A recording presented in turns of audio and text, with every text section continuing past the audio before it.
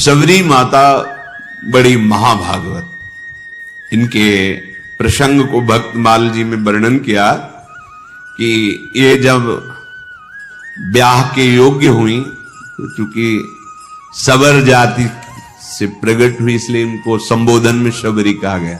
इनका ब्याह जब तय हुआ, ब्याह के उत्सव की तिथि आई तो सैकड़ों हजारों की संख्या में वन्य पशु लाए गए थे वध करने के लिए, क्योंकि स्वागत वन में रहने वाले इन लोग मांस का ही, खरगोश, हिरन, कुछ बड़े बड़े पक्षी आदि ऐसे सब बंधे हुए थे। सबरी जी ने पूछा घर वालों से कि ये इनका वध करके इनके मांस से स्वागत करेंगे बरातियों का। बहुत रोना आया सबरी जी को। मेरे ब्याह के कारण हजारों पशुओं की, पक्षियों की हत्या होगी, मतलब मैं इसका कारण बनूंगी। शाम हुई, जब रात्रि हुई तो उन सब पशुओं को मुक्त कर दिया दुलार कर, जाओ, जीवन में मैं कभी ब्याह ही नहीं करूंगी। अगर मेरे ब्याह के समय इतने पशुओं की हत्या होगी, पक्षियों की, मैं जीवन में कभी ब्याह नहीं करूंगी। सब पशु पक्षियों को छोड़ दिया। जे ही उन पशु पक्षियों के बंधन काट रही थी वो रस्सियां, वो ऐसी कृपा दृष्टि से देख रहे थे मानो वो कह रहे थे तुम मेरा बंधन काट दिया तो जाओ, मैं तुम्हारा बंधन मुक्त करने के लिए भगवान से प्रार्थना करता हूं कि अब तुम्हें कोई कर्म बंधन, जन्म मृत्यु का बंधन न प्राप्त हो। तुमने हमारी रक्षा की, भगवान तुम्हारी सदा रक्षा करें, तुम्हारे कर्म बंधन कट जाएं क्योंकि हमारे बंधन काट दिए। सबरी जी के हृदय में पशु पक्षियों को छोड़ने के बाद एक वैराग्य हुआ कि अगर मैं घर में रहूंगी तो फिर ब्याह की व्यवस्था यही सब करेंगे, भाग चलूं। रात्रि में ही भाग पड़ी।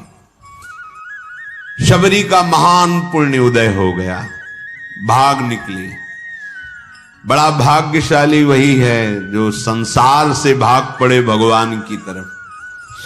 सबरी जी विचार किया किसी भी गांव में जाएंगी तो पकड़ी जाएंगी और ये लीला फिर होगी, इसलिए वन में चलती हैं। और एकांत वन में रहने का अभ्यास था ही। सबरी जी भागकर इसी वन में आए। अब यहां विचार किया कि वन में भगवान की अगर भजन वृत्ति प्राप्त करनी है तो संतों की कृपा होनी चाहिए, और एक तो स्त्री शरीर, फिर जंगली वास रहा है, सबर कुल में जन्म हुआ है, भला मुझ भीलनी को कौन स्वीकार करेगा, और बिना संत सेवा के भगवंत कृपा होती नहीं, तो छुप के संत सेवा करें। ये महामहिम बात। वो हृदय में दैन्यता थी कि मैं अधम शरीर है, कोई संत सेवा स्वीकार करेगा नहीं, और सेवा किए बिना भगवत कृपा मिलती नहीं है।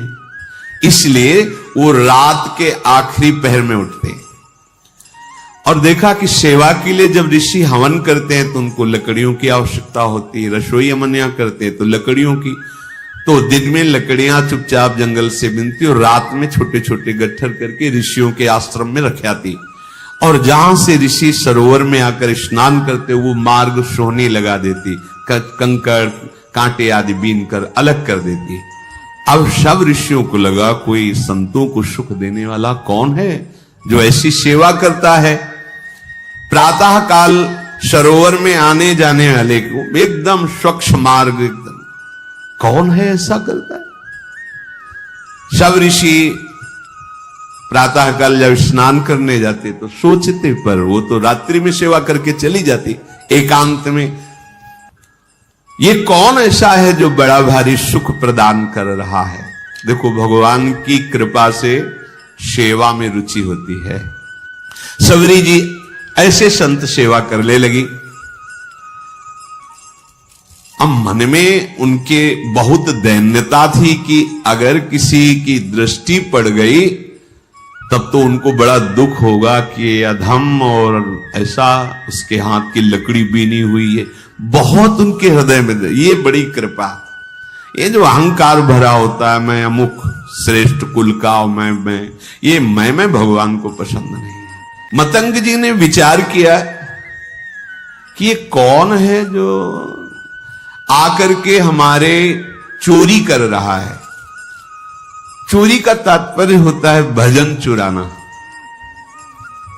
ये आप साधारण न समझे जैसे संत सेवा आप 2 फूल भी ऐसे डाले ना, ये फ्री नहीं, इसका हिसाब होता है। आप ऐसे किए ना, इसका भी हिसाब है, बहुत हिसाब है। किसके लिए कर रहे हो, किस निमित्त से कर रहे हो, वो सर्वदर्शी प्रभु देख रहा है। मतंग जी बड़े असंग महात्मा थे, पर बहुत ही हृदय में भगवान के प्रति प्रेम था। अन्य महात्मा जन भी विराजमान थे, पर तप, व्रति, नियम, संयम, मतंग जी के हृदय में भगवत प्रेम का विशेष प्रभाव था। मतंग ऋषि जी के मन में एक दिन बहुत दृढ़ निश्चय हुआ, ये कौन चोर है जो सेवा करके भी छुप जाता है और हम सब ऋषियों का भजन आनंद। क्योंकि कोई भी सेवा करता है वो तुम्हारे भजन को लेता है, फिर ही नहीं है, बात समझना। ऐसा ना समझो कि आप जो पहन रहे, खा रहे, पी रहे, देख रहे, सुन रहे, सारा हिसाब है, इसलिए विरक्त को रात दिन भजन करना है। हम जिसकी रोटी खाते हैं उसको भी भजन देते हैं, जो प्रणाम करता है उसको भी भजन देना है। और वैसे ही सबका सर्व मंगल करने का स्वरूप होता है संत महापुरुषों का। मतंग ऋषि बड़े ही मतंग थे प्रभु के अनुराग में, परम विरक्त, भक्ति रसानंद से परिपूर्ण। रोज अपने आश्रम में देखते कि दोना में फूल रखा हुआ है, लकड़ी, सेवा के लिए मार्ग पूरा साफ। ये कौन है रोज सेवा कर रहा है? अपने शिष्यों से कहा, सुन, रात भर जगो, रोज सेवा पहुंचाता। कौन है ऐसा जो चुपके से सेवा कर रहा है? एक बार दर्शन करना चाहते हैं। सब शिष्य रात में जगह, अलग अलग जगह छुप करके खड़े हो गए। धीरे धीरे सबरी जी आई, दोने में कैसे पुष्प रखकर लकड़ी जे ही, तो कौन है? सबरी जी तो एकदम मानो सूख गए कि अब तो जान गए, अब सेवा छूट जाएगी। देखो किस बात का दुख है, अब सेवा छूट जाएगी। अब कोई भी ऋषि हमारी सेवा स्वीकार नहीं करेगा। एक तो स्त्री शरीर, दूसरा सबरपुर में जन्म, ये सब महान ब्रह्म ऋषि हैं, ये सब हमें हटा देंगे, मेरी सेवा छूट। बहुत विकल होकर शांत खड़ी हो गई। मतंग जी जब आए तो देखकर आंसू निकल पड़े। खान पान की कोई व्यवस्था नहीं, झाड़ियों में छुप के रहती संत सेवा, आंसू निकल पड़े। सबरी जी की कैसी सेवा? जान गए तो सकुच गई कि शायद अब सेवा छूट जाए। आंसू की धारा बहने लगी और कहा, बेटा ऐसे सेवा करती हो, कहां रहती हो? उन्होंने कहा, प्रभु झाड़ियों में छुप के रहते हैं। पूरी कथा बताई भाग। अच्छा, अब तुम निश्चिंत हो जाओ। सबरी जी से कहा, अब तुम निश्चिंत हो जाओ, तुम्हें अब कोई चिंता नहीं करनी चाहिए। भगवत भक्ति का प्रभाव ऐसा है कि वो न जाति देखती है न शरीर देखती है। तुम स्त्री शरीर हो कि पुरुष शरीर हो, किस जाति को, किस कुल के हो, ये भक्ति महारानी जिसके हृदय में आ जाती है, भगवान उसके अधीन हो जाते हैं। सबरी जी को मतंग ऋषि ने ऐसे वचन के द्वारा साहस बना और शिष्यों से कहा कि तुम जानते हो ये कितनी पवित्र है। ओहो, बहुत बड़ी बात। भक्ति को प्रताप ऋषि जानत, निपटने के केऊ कोटि विप्रताई, यहाँ पे वार डालिए। मतंग जी ने कहा कि आज के बाद तुम्हें छुप के रहने की जरूरत नहीं। आश्रम में ही एक पर्ण कुटी सबरी, इसमें तुम विराजमान हो। और कहा कि आज तुम्हें हम मंत्र दीक्षा और नाम दीक्षा दोनों प्रदान करेंगे। मांगा नहीं, सच्चे शिष्य को मांगने की जरूरत नहीं होती, अपने आप गुरु विधान कर देते हैं। देखो, वास करो इस कुटिया पे, और तुम्हें आज मैं मंत्र दीक्षा और नाम भी दिया, मंत्र भी प्रदान किया, ये जब पूरे वन में बात फैली कि स्त्री जाति और ऐसा और मंत्र दे दिया और पास में कुटिया में, तो सब विरोध मतंग जी का करने लगे कि ऐसी जाति की ऐसे नहीं करना चाहिए, ब्रह्म ऋषि हो ऐसा वैसा। मतंग जी की वो अवहेलनात्मक बातें, निंदात्मक बातें कर मतंग जी की प्रसन्न हुए कि जिसको अपने ब्राह्मणत्व का अभिमान है, तपस्या का अभिमान है, जितेंद्रियता का अभिमान है, भगवान को अच्छा नहीं लगता है। ये करना चाहिए पर अभिमान नहीं करना चाहिए। दिनों दिन शबरी का अनुराग गुरुदेव के चरणों में बढ़ रहा, क्योंकि कोई ने आश्रय नहीं दिया, कहीं कोई आश्रय देने वाला नहीं, सब जगह दूर दूर।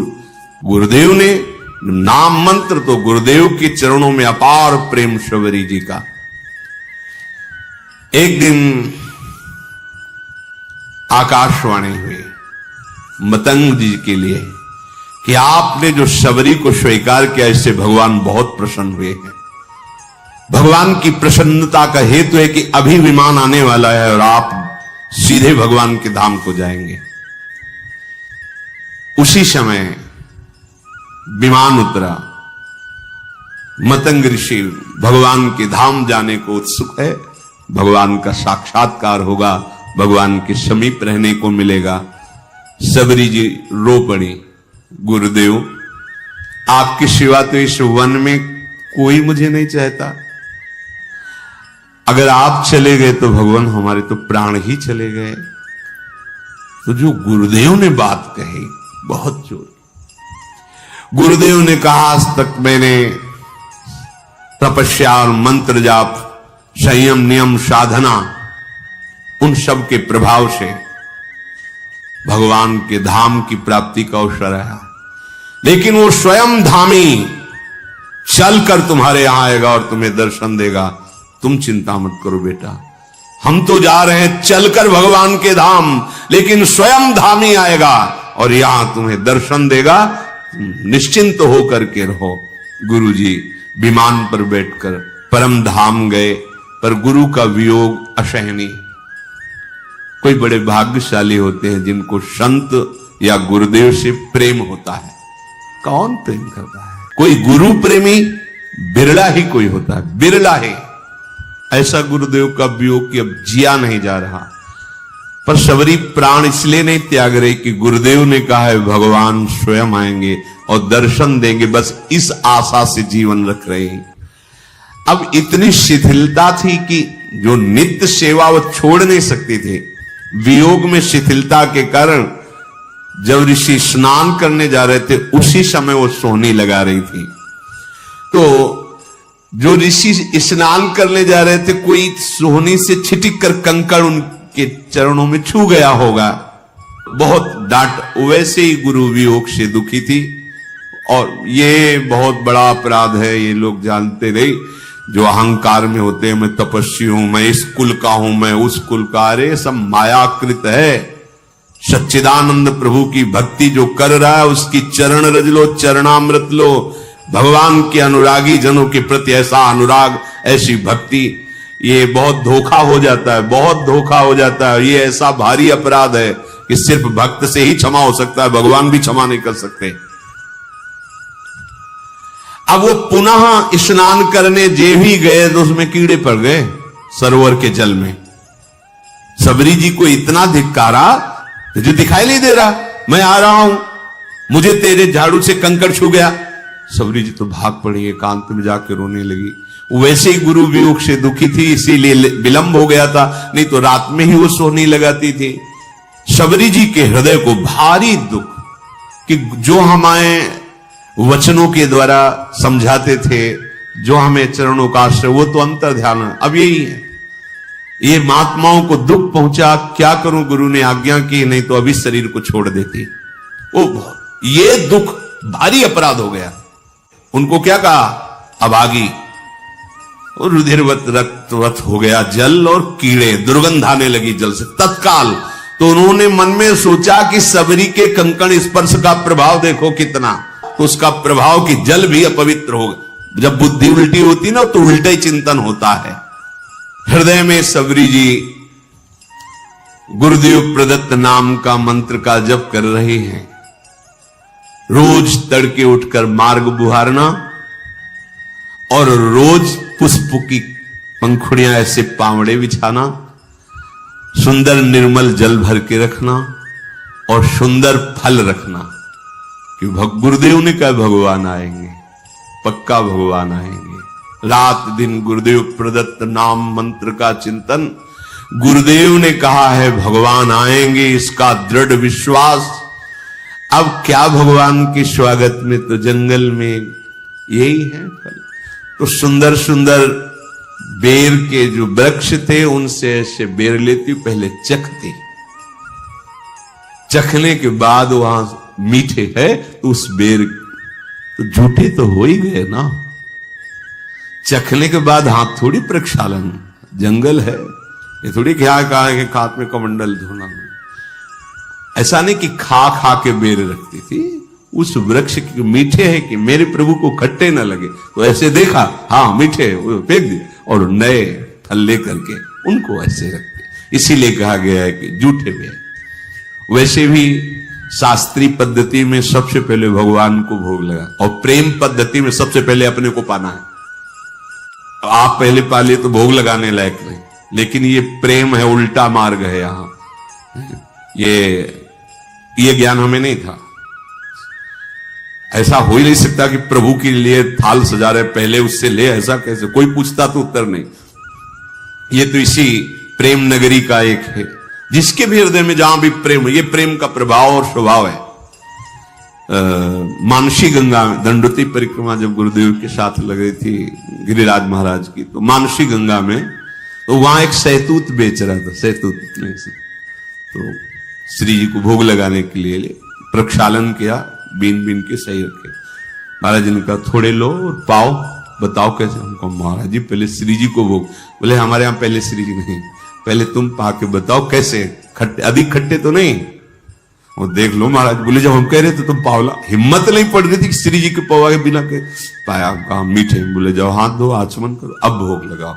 उस दिन से समझ में आया कि हमारी लाडली जी को पहले हम चखेंगे फिर भोग लगाएंगे कि वो ठीक है कि नहीं है।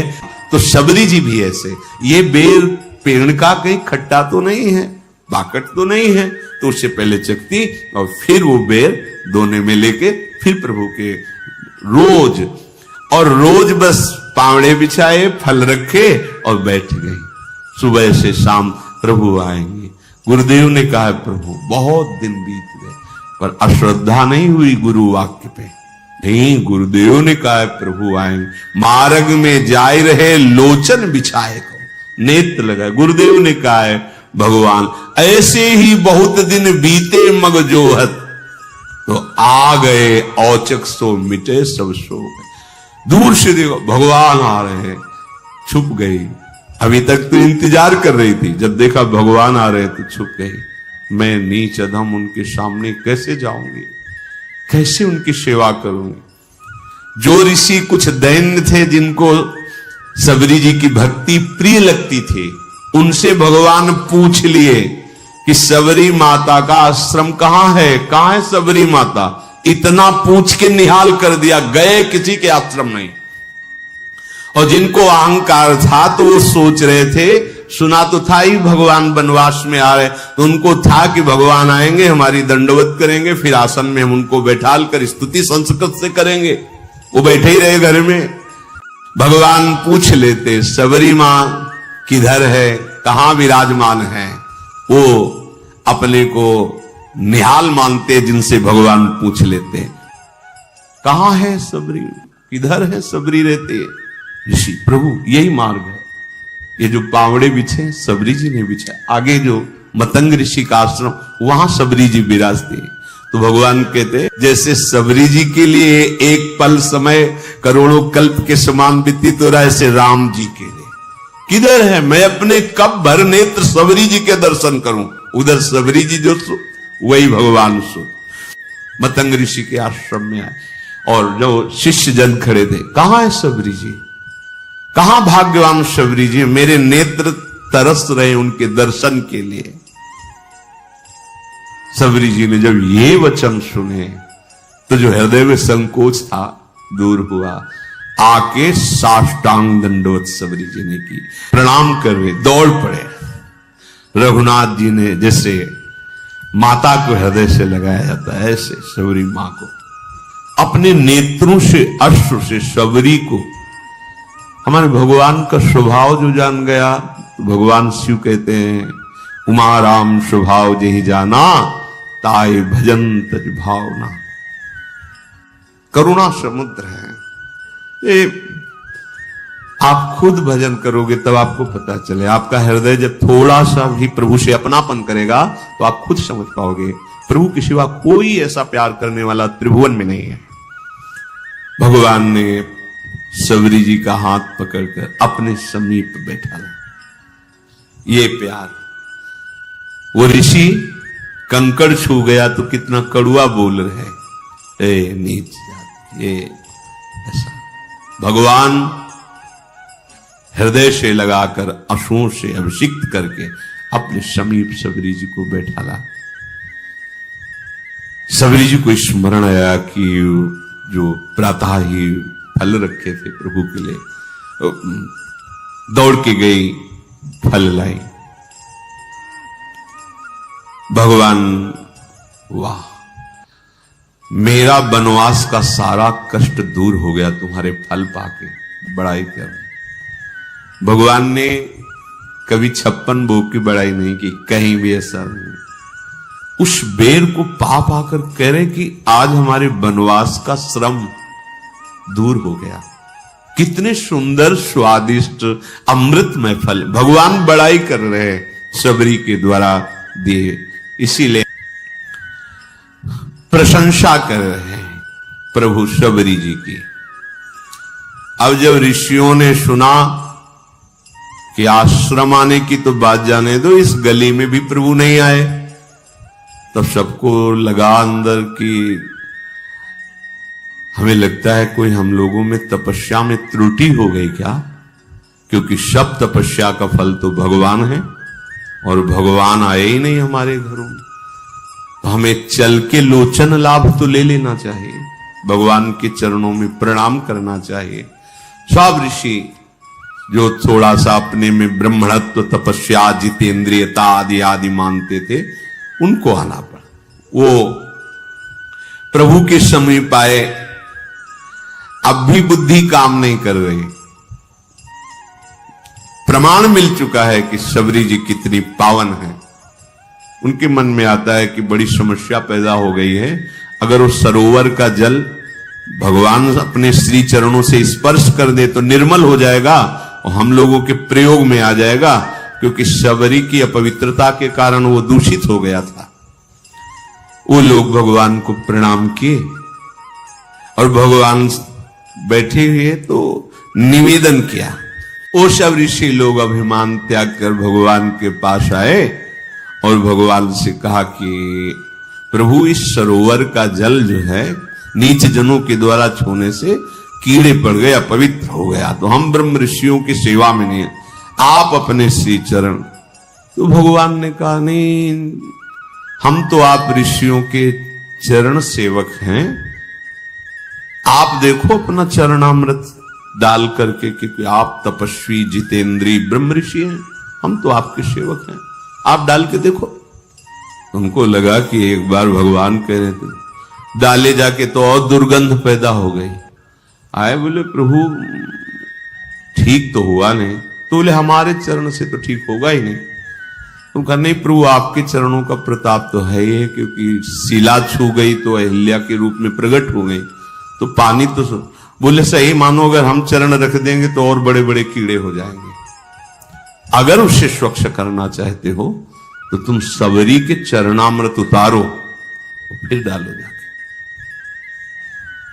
अब भगवान का आदेश, बड़े बड़े ब्रह्म ऋषि सब बोले, केवल एकमात्र सबरी जी के चरण स्पर्श किए हुए जल से ही वो पवित्र हो सकता है, दूसरा कोई उपाय नहीं, क्योंकि तुम सबसे भयानक अपराध बनाए, स्त्री जान करके, नीच कुल की जान करके उनको तुम धिक्कारा है, तुम उनको ऐसी भावना से ये अपराध तुम्हारे सारे तप को, सारे प्रभाव को नष्ट कर दिया। अगर तुम कहीं अपने जीवन को कृतकृत्य करना चाहते हो, सरोवर के जल और हृदय को स्वच्छ करना चाहते हो, तो सबरी जी का चरणामृत ही काम करेगा, दूसरा कुछ नहीं। अब भगवान की आज्ञा, ईश आज्ञा तो सबको शिरोधार्य है। सबने जे ही सबरी जी बड़ी प्रार्थना, दैन्यता, जे ही चरण स्पर्श हुआ, निर्मल स्वच्छ और अमृत जैसा जल हो गया। तब भगवान ने शबरी जी की स्तुति की, जो नौधा भक्ति पीछे गाई गई थी, वो भगवान शबरी जी को नहीं सुना रहे, उन्हीं ऋषियों को बता रहे कि ये पूरी की पूरी भक्ति हमारी माता शबरी जी में विराजमान है। जाति पाति कुल धर्म बड़ाई धन वैभव कुटुंब गुण चतुरता, मैं इन सबसे नहीं रीझता। हे शबरी जी, आप में तो 9 भक्ति विराजमान है, जो गति योगियों के लिए भी दुर्लभ है, आज मेरे सामने ही तुम्हें वो दुर्लभ गति प्राप्त होगी। मेरे दर्शन का फल है जीव अपने ब्रह्म स्वरूप को प्राप्त हो जाता है। मम दर्शन फल परम अनुपा, जीव पाओ निज सहज स्वरूपा। फिर कहा कि शबरी जी आप यहां विराजमान, कहीं जानकी जी को यहां से जाते हुए ऊपर से कोई तुम्हें ऐसा कुछ खबर है क्या? शबरी जी ने कहा, प्रभु पास में एक पंपा नामक सरोवर है, वहीं सुग्रीव हैं, आप वहां जब जाएंगे तो उनसे मित्रता कीजिएगा, वो सब आपको सूचना दे देंगे। हे नाथ, आप कुछ देर रुको। और शबरी ने एकदम एकाग्रता की और उनके शरीर में योगाग्नि प्रकट हो गई। भगवान के सामने ही पांच भौतिक शरीर का लय करके भगवत धाम को गई।